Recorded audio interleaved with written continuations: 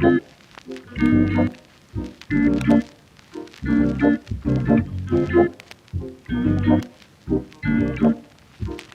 in terms of that title race between Wrexham and Notts County, it brought a lot of attention to the National League, and I think at BT, as we were, obviously TNT now, but we were very proud of it, very proud of the coverage, very proud of the opportunity to be able to cover that, very proud of the fact that we were obviously providing the coverage that a lot of people were taking note of, and we really hope that there's a legacy to that. We hope that this season, as much as those two big clubs are not in a league, there's still plenty of big clubs left in there.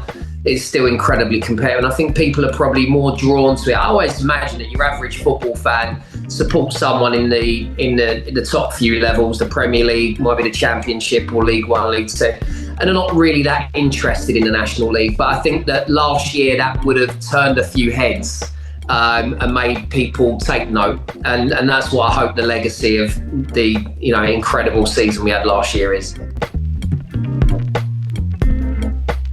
I think it has to be. I think the extra elements, without feeling like these kind of things would suck me in, but the Hollywood element, I think, Brian Reynolds and Rob McElhenney, they weren't just people that were ready to spend the money, but kept a very, kept a big distance from their investment. They were there all the time. I couldn't believe the respect that they showed the Wrexham fan base, and actually the game in general, and Wrexham are not in the league anymore, so I don't, people watching this like, oh, we're still talking about them and they're not even in the league anymore. But it was unique, and I think every season builds for each broadcaster. I speak sort of, I guess, on behalf of myself, not necessarily all my colleagues at TNT Sports, but every year it just seems to get better and better, and maybe every year our enthusiasm for it grows, our connection with the clubs, with the managers, with the players, with the drama of it.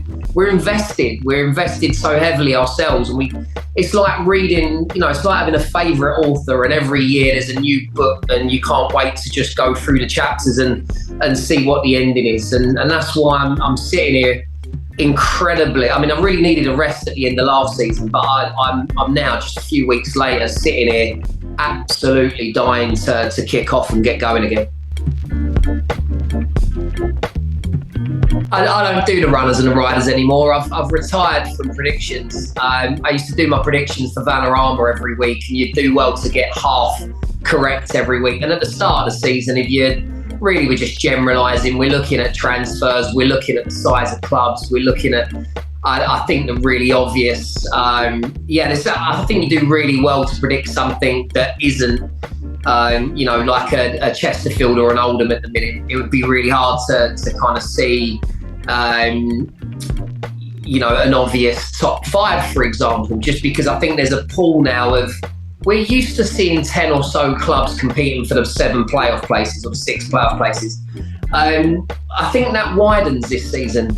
So without giving predictions, all I can say is, having a look at the clubs and what they're doing and who they're signing, I think we're in for a really interesting. I'd like to think that, and this is my excitement talking, that this is going to be the best season we've seen in the National League, just simply because it's so open now. I think there are so many. There'll be an Andy Woodman and a Luke Garrard sitting there looking at the fact that there isn't a Notts County and a Wrexham in their way. I'm fascinated by what's going on at York. I can't wait to see what that ends up being. I mean, you've got Matt Ugler, I think is how we say his name. He was going to buy Yeovil, then didn't. Next thing you know, he's in at York. We hear a little bit about him and his background, and I guess they're signing some really good players to add to what was good anyway, to be honest. But yeah, Michael Morton as a manager, I don't really know a great deal about, but you look at their centre-half combination of Tyler Cordner, impressed at Aldershot last year, and Callum Howe from Solihull, was really pivotal to everything that was good about them. And yeah, there's some good players, and so interested to see York. Interested also in Eastleigh. I think Lee Bradbury had them playing really good football anyway. I watched them away a few times, and they were fairly they'd get that goal and they'd do very well to sort of hold on to it. They'd almost sort of strangle the game or the opposition into submission. And I think that if the season went on a little longer, that they might have crept into the playoffs. You've got Quigley and McCallum. That's Scott Quigley should add, a really interesting partnership. And you've got Enzo Budavine as well well, I think they're both right wingers, but I'm sure that one can sort of play coming in off the other side. So that's potent. And to be fair, Eastleigh were solid, and they were a team that you looked at and thought they're really together. It's a solid unit. They're all absolutely drilled into singing off the same hymn sheet, as they say. So those two clubs, in terms of outside observations, or at least, I think that it would be really interesting to see what kind of seasons they have. This is the National League, so there's a number of teams that will be sitting here right now thinking no one fancies us, and we can absolutely cause some surprises. I think that, in terms of point distribution, everyone will be beating everybody. I personally like to see the pretty stuff. I really appreciate sides, even in the National League, that attempt to play the pretty stuff. Barrow did it to great effect in their title-winning campaign. Wildstone, Stuart Maynard signed another 2 years. As much as they weren't really in contention at all last season, the truth is that they play some excellent football, and it's the kind of stuff that I really enjoy watching. So I wouldn't be surprised if they improve. Oxford City, watching them in the National League South promotion final, where they made it look like a pre-season friendly. They played some unbelievable stuff. Credit to Ross Jenkins and the way that side played. And I was intrigued with him as well in his interview post-match. There was no real kind of celebration in him. Not that he was playing it down, just that he just seemed so self-assured, but in a good way, not in an arrogant sense, but just he absolutely backed himself and his side to do the job over St Albans on the day. Aldershot intrigued me as well, in that we've kind of got to know them as season after season strugglers at the minute, changing their managers all the time, but they just look like they're signing some interesting players as well. I think they beat Chelsea, all right. The whole Chelsea squad's in America at the moment on their tour, but it was a young Chelsea 11. It's still Chelsea, to be fair, and then subsequently trolled them on Twitter as well. So I think it was a routine win against the mid-table Premier League side this evening, and that was quite funny. That got picked up by all the media outlets. But yeah, look, there's no one. Actually, do you know what the hardest job is this year? Is picking who's going to get relegated. Gateshead, let me just mention Gateshead again. They played excellent football under Mike Williamson, and they were unlucky to really have some key personnel missing when it comes to the FA Trophy final.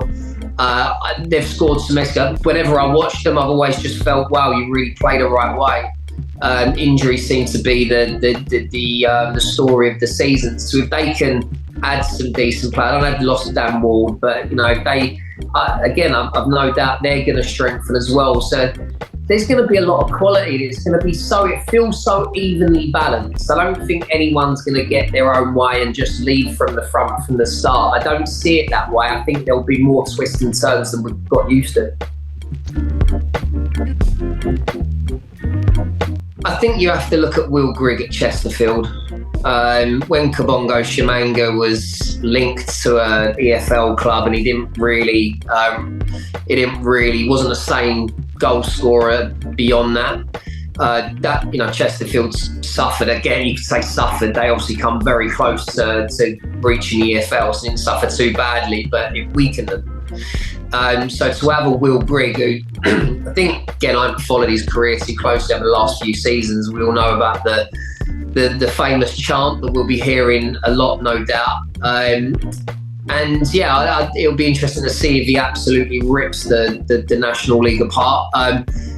In his shadow potentially, but possibly benefit from his arrival, be it Kwasi Asante, who again sort of forgot about a little bit, but he looked absolutely unstoppable at a point. I'm intrigued by Chris Maguire, who I've already mentioned. It'd be interesting to see what he brings. I think Sean Hobson Partnering with Liam Hogan at Oldham be really interesting. I think it's really easy just to look at strikers and we get sort of sucked into enjoying what the new strikers are going to do. But the truth is that, you know, the teams with the balance and the right partnerships and the right rotation in midfield, they're the ones that end up doing really well. The other one really is Kwame Thomas, who I think at Aldershot, he did score against Chelsea. It's sort of like a forgotten striker. At one point, you're looking at thinking, wow, he's great, and score a ton of goals. And then I think injury and whatever happened to him at Wrexham and wherever else he's been, too sure. But I think that at Aldershot, if Aldershot are going to be a side that compete a little bit higher up the league, under Tommy Widrington, I think Kwame Thomas could be a goal scorer that we're looking at. And actually, do you know what? We focused so much on Mullin and Longstaff, didn't we? Langstaff last season, that we almost forgot that other strikers existed. I know Ini Effiong sort of did really well with his goal return, but you almost didn't notice so much because of the other two. I think we're going to have a real spread of goal scorers that are regularly hitting the back of the net. So again, that for me, it's more exciting. I'd rather a league season. And any football fan, I guess, that isn't literally in contention for the league would probably say the same, in that we'd love it to just be more evenly spread and feel like there's quite a few teams in contention, because that is just far better for the spectatorship. We can expect one of us to probably say BT at some point and get it wrong, but no, it's all change. But it'll be the same fantastic coverage. And in all honesty, what we're looking to do is give more access to the viewer. I think we used to do things like, in-game interviews, just grabbing the assistant maybe or someone to give an insight on a talking point, just to add more layers. Really, we're looking to get in the dressing room beforehand, just looking to go where I think we used to go before COVID, and then it obviously got stripped back in terms of what we had access to. And yeah, we're just looking to bring more to the view. And to be honest, for myself personally, we have great relationship with the clubs. We get to know the clubs, we get to know the managers because we speak to them all the time. I don't feel like we know the players in the National League enough. So myself personally, I'll be pushing for us to do more with individuals, not necessarily because they're man of the match or they're who we choose to speak to in the flash interview afterwards. But I'd like to know a little bit more about them. I'd like to really help, I guess, not raise the profile of the players, but just it would be nice to get to know them a little bit more, like we do the more prominent Premier League players that we hear everything about. National League players, I think there's absolutely an opportunity or a space for us to be able to offer the audience a little bit more on them.